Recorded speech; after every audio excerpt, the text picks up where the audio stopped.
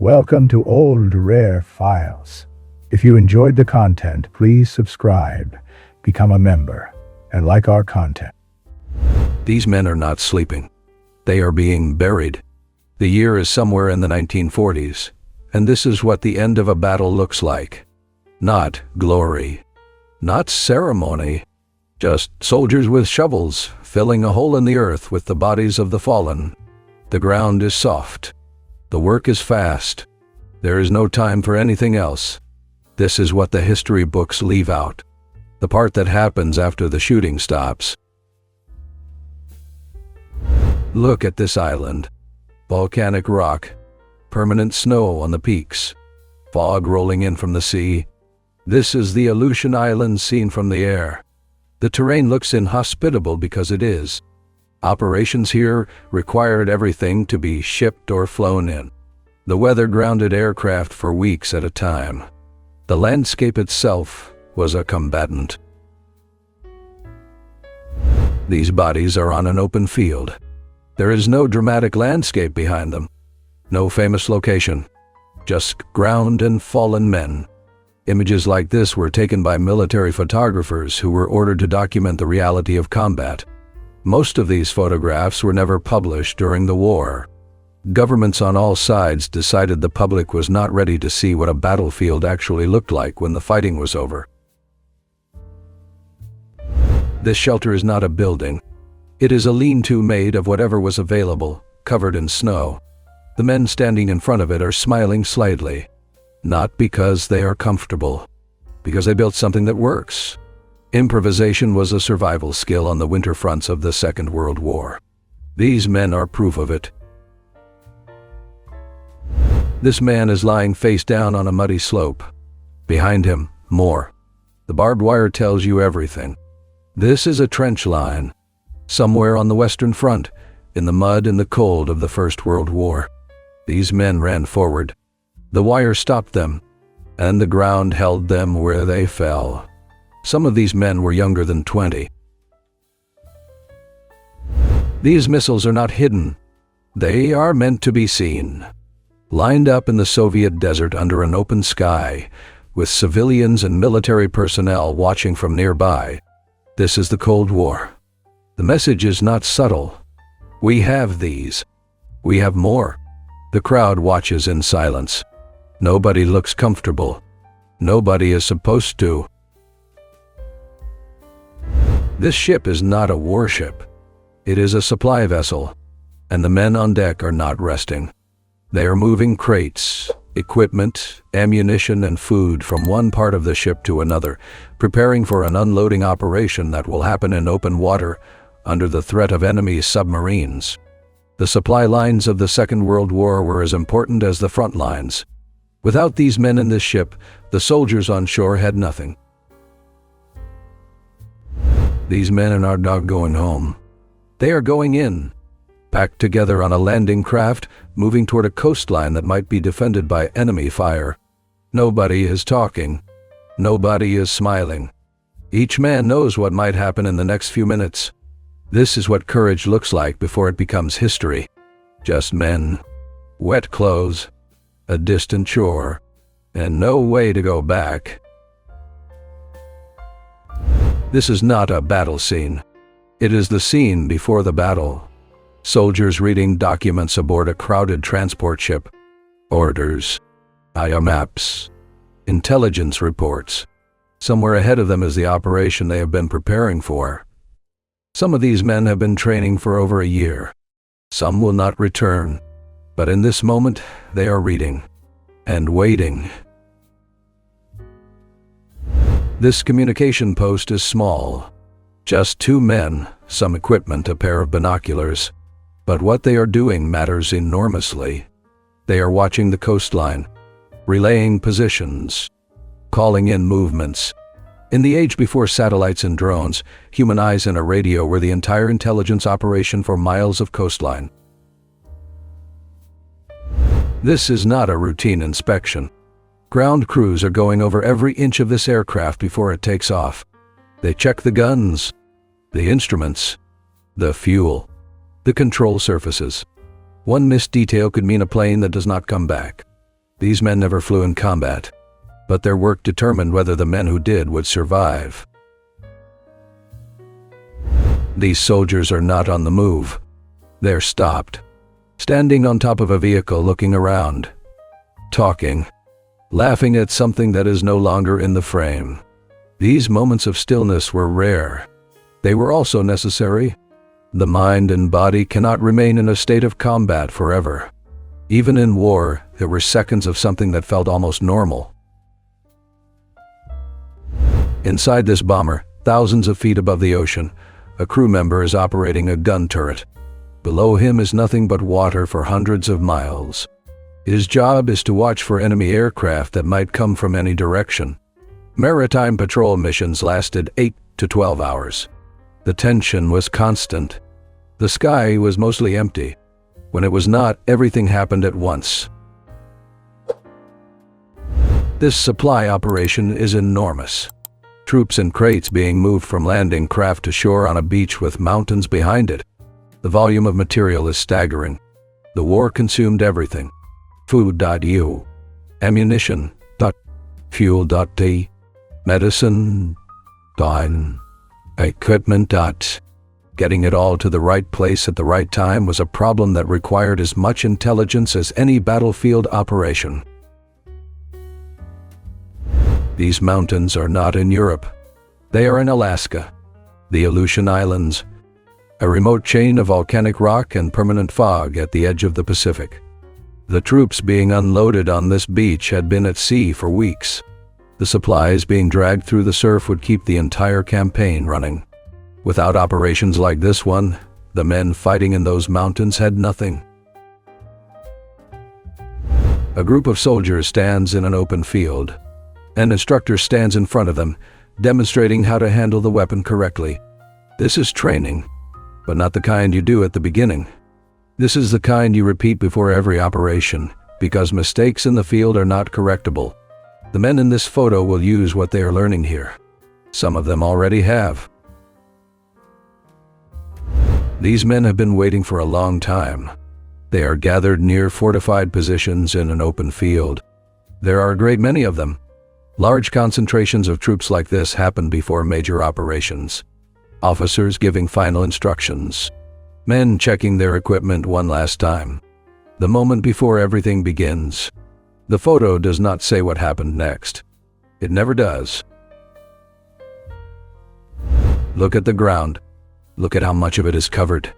This is the aftermath of a single engagement somewhere on the front lines of the Second World War. Each shape on that ground was a person this morning. Someone who had a name, a hometown, and people who did not yet know what had happened here. This photograph was not meant to be seen by the general public. It was taken as a record, a document, nothing more. This gun position is covered with branches. It looks like a bush. That is the point. The artillery crew has spent hours making their weapon invisible to enemy observation aircraft. Camouflage was not decoration. It was survival. A gun position spotted from the air could be destroyed in minutes. A hidden one could fire for weeks. A soldier holds a submachine gun in the ready position. His stance is practiced. His eyes are focused on something outside the frame. This could be training. It could be the real thing. The difference in 1940s combat was sometimes only a matter of seconds. Men trained for thousands of hours to be ready for moments that lasted less than one. These soldiers are marching next to a ship that is full of more soldiers. The whole port is full of soldiers. This is the week before a major operation. Nothing about the scene is casual. The men know where they are going. The officers know how many will come back. The ships know nothing. They just carry. These are bombers. Hundreds of them. Being built at the same time on the same floor by thousands of workers who will never see them fly. The factory runs 24 hours a day. The line never stops. This scale of industrial production is what gave the Allies an edge that no amount of battlefield courage could overcome alone. The war was won here too. This convoy is moving through mud that would stop an ordinary vehicle in minutes. Military jeeps push through anyway. The road is barely a road. The conditions are barely survivable. This is what most of the war looked like. Not heroic charges. Not dramatic victories. Just men trying to move from one terrible place to another without getting stuck or shot. This camp in the woods is home. For now. Tents under trees. Cooking equipment. Makeshift furniture built from whatever was available. Soldiers lived like this for months at a time. The field camps of the Second World War were entire communities of men, built from nothing in a matter of days, and abandoned just as quickly when the orders came to move. This large concrete structure is being built by hundreds of workers at the same time. A dam, a dry dock, a military installation. Whatever it is massive. The workers are small against it. This was the scale of 20th century infrastructure. Projects that required thousands of people, years of work, and the kind of collective discipline that only a few generations have ever managed. This is not an ocean crossing. It is an invasion.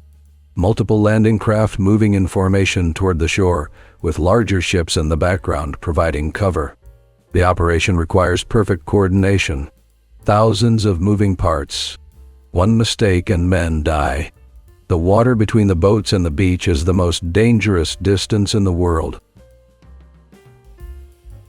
She is not a soldier, but she is part of the war effort. Inside a factory, a woman and her family work a food production line. The canned goods they are packing will reach soldiers thousands of miles away. The war could not be fought without this. The front line and the factory floor were two halves of the same machine. One fighting, one feeding. The pilots called it flying on borrowed time. This airman is standing still for just a moment. Full flight gear, vest daddy, radio daddy-o, and notes written directly on his hand. Not on paper, on his hand. Because if he lost his clipboard, those notes might be all that saved his life and the lives of his crew. It is 1944. He looks like a young man. He probably was. The man in this photo is standing on a road in a village that has been through something. He is gesturing. The other soldier is looking at the ground. They are not lost. They are reading the road itself, looking for mines, signs of recent movement. Every detail of the ground told a story to a trained eye. This riverbank should not be crossable. There is no bridge. There is no ferry. There is only an inflatable boat and a group of soldiers who need to be on the other side. These kinds of improvised crossings were some of the most dangerous moments of the war. The river did not care who you were fighting for. It simply moved, cold and fast, beneath you.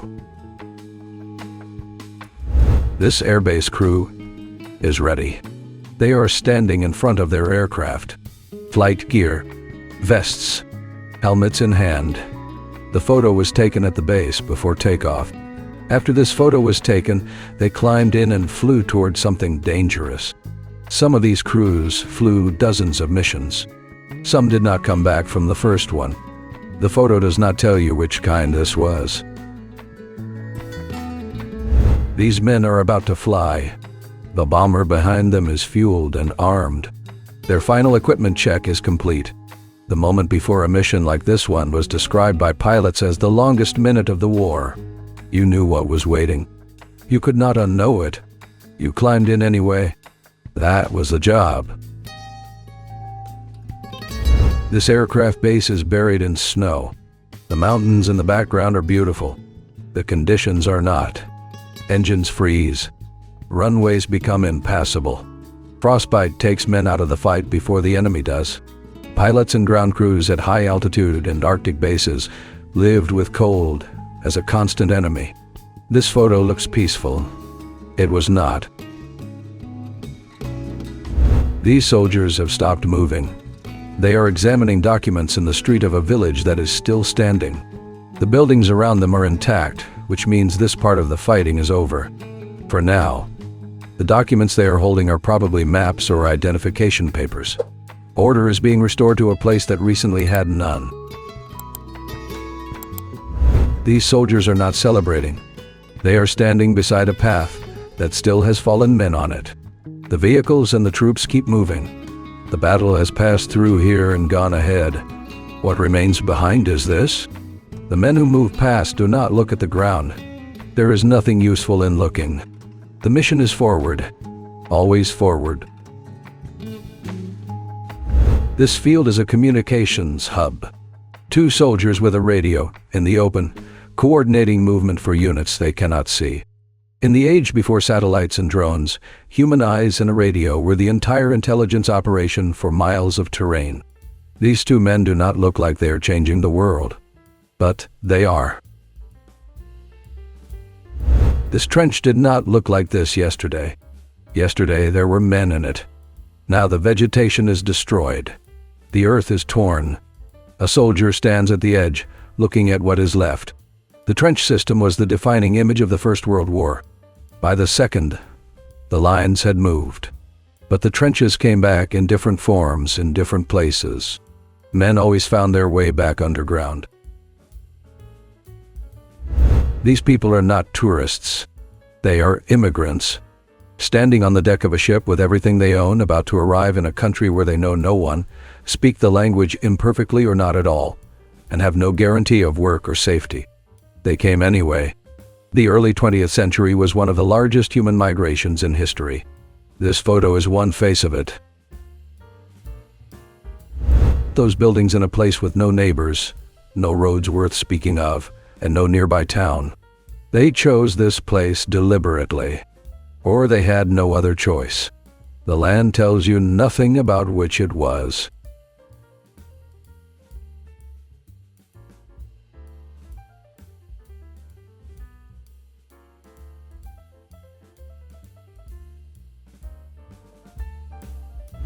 This is a field artillery crew preparing their weapon for the next position. The gun is heavy. The terrain is open and exposed. They are visible to any enemy observer with binoculars. Setting up an artillery piece in combat was precise, dangerous work. The crew operated as a single unit. WWII. 1 person out of position and the whole thing failed. These prisoners are being escorted under guard. The image is from the American Civil War, the mid-19th century. The men being held are soldiers who surrendered or were captured in combat. Being a prisoner of war was not a guarantee of safety. Conditions in Civil War prison camps killed tens of thousands of men on both sides before the fighting was even over. History does not always separate the captured from the condemned. These soldiers are standing in an open field with no cover anywhere nearby, and yet the radio is on. The orders are coming in. This is what field coordination looked like in World War II. Not a command center, not a map room. Just 2 men, a piece of equipment, and a decision that needed to be relayed before it was too late. Speed of communication was speed of survival. Look at this valley. It is in the Aleutian Islands, a chain of remote fog-covered islands off the coast of Alaska. Few people knew this place existed before the war. By 1943, it had become one of the bloodiest battlefields of the Pacific. Hundreds of men died here in the cold and the mud. The terrain is green and quiet in this photo. You would never guess what happened here if no one told you. This vehicle is not moving fast. It does not need to. The men inside are not fighting right now. They are listening. A portable radio crackles inside the cab, carrying coordinates, orders, and intelligence from units they cannot see. In the Second World War, this small box changed everything. Commanders who once sent messengers on horseback could now redirect a battle in real time. These 2 soldiers are not just driving. They are the nervous system of the entire front. This is a wounded man being carried. But look at where they are carrying him. Across a destroyed field, along railroad tracks, in the middle of what used to be a battlefield. There is no ambulance. There is no road. There is only these men, this stretcher, and a long walk through the mud. It is the First World War. This scene played out tens of thousands of times. These soldiers are smiling. They are climbing out of a train car marked with a simple number. The war is not over, but something good has happened today. Maybe a rest period, maybe a transfer to a safer zone, maybe just the relief of movement after weeks of waiting. In this moment, something made them smile. That something was worth more than we can calculate. Look at this aircraft. It is unlike anything flying in combat at the time. The engineers at Northrop are still figuring out if it will work. Technicians surrounded on the airfield. They are adjusting, testing, starting over. This experimental design would eventually lead to aircraft that reshaped modern warfare. But on this day, in this photo, nobody is certain of anything. These are not wrecked cars. These are the vehicles that were carrying men and supplies hours before this photo was taken. Now they sit abandoned and broken on a road that leads nowhere useful anymore. A battle passed through here. It swept the road clean of everything living. What remains is metal and silence. The war moved forward. These machines did not. This raft should not be carrying this many men, but it does. Cross a river in a combat zone with no bridge, no boat, and no margin for error. The soldiers use poles and ropes and whatever they can find to move men and equipment across. Speed matters. They are exposed on the water. The other side offers cover. The middle offers nothing. This convoy is moving slowly along a rough road at a base in the Aleutian Islands. Temporary structures line the sides. Everything here was built fast and built to last only as long as the campaign required. When the fighting moved on, these buildings would be abandoned. The road would be reclaimed by the mud. For now, the vehicles keep moving.